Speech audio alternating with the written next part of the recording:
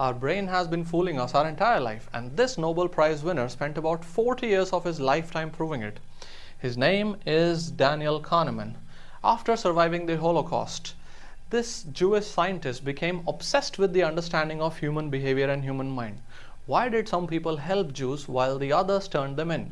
Why did seemingly rational people make wildly irrational decisions and choices? But what he didn't realize was that it would take him decades to uncover the story.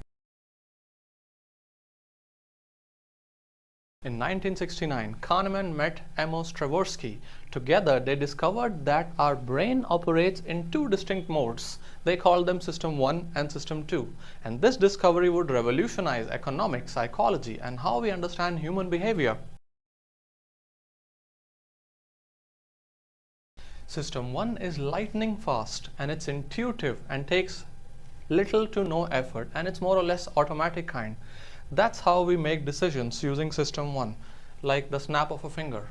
System 2, however, is rather slow. It's more or less analytical thinking. It's used for, say, complex problems and questioning and making assumptions. So this requires a lot of mental effort. But here is the interesting part. System 1 is in charge of 95% of the times we make a decision. And while this quick thinking helped our ancestors survive, like locating a tiger and quickly figure out, is that a tiger? And then making a quick decision whether to run away or attack first. Because, generally if you attack first, you have the upper hand. It creates some massive blind spots in modern life though. Now these blind spots are called cognitive biases. And here are 10 of the most powerful ones that Kahneman discovered during his quest.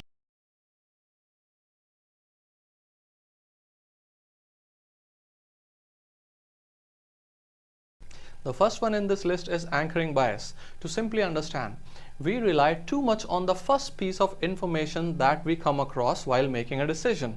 You can also call this a fixed reference point or an anchor. Alright, so this initial anchor affects all our later decisions.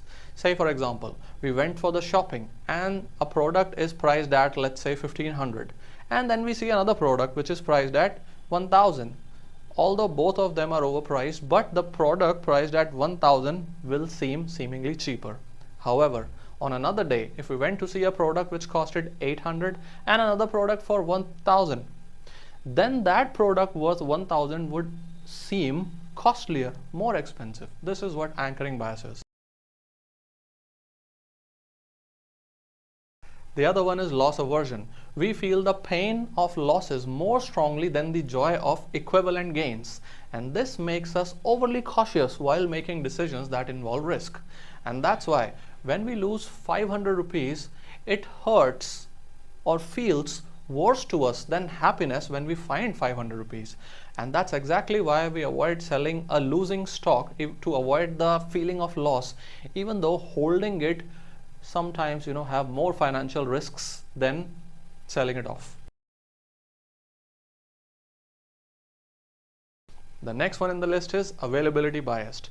We tend to judge how likely something is based on how easily we can recall the examples of them, even if those examples are rare.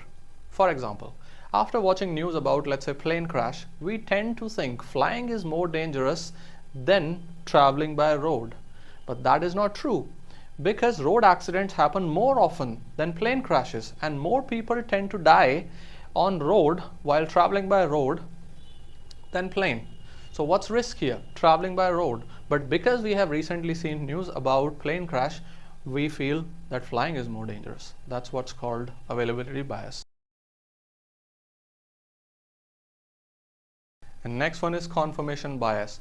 We seek information that confirms our existing beliefs and tend to ignore the contradictory evidences.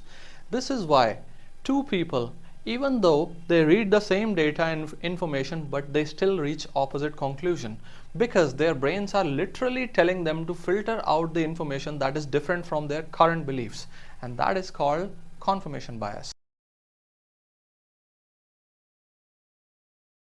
We constantly underestimate how long tasks will take, and this isn't about poor planning.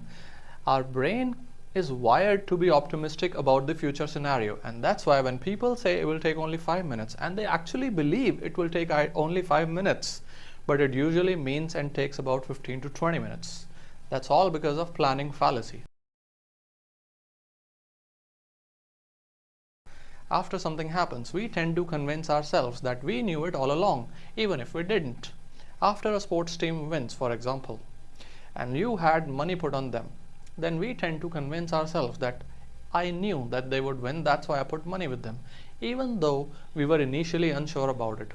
Another example would be, say, a stock market crash. We think we saw the signs even though we didn't act on them. This little psychological flaw is in fact abused by many companies as well.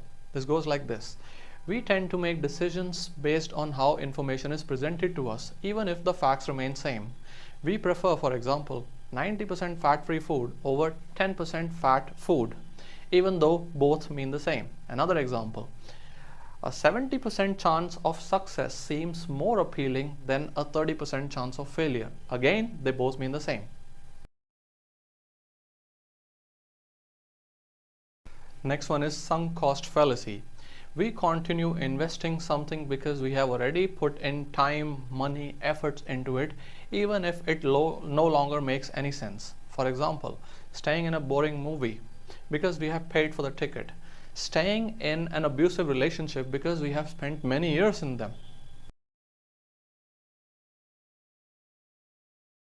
We sometimes overestimate our abilities or knowledge, and we think that we have better control over the outcomes of something, which sometimes leads us to taking risky or unrealistic decisions.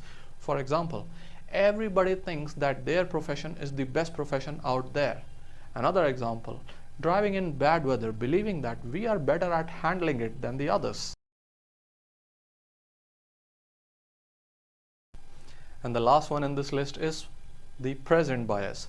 We prioritize immediate rewards over long-term benefits, which often leads us to making poor decisions about the future. For example, eating dessert now feels more appealing instead of sticking to a diet for a fitter and healthier you.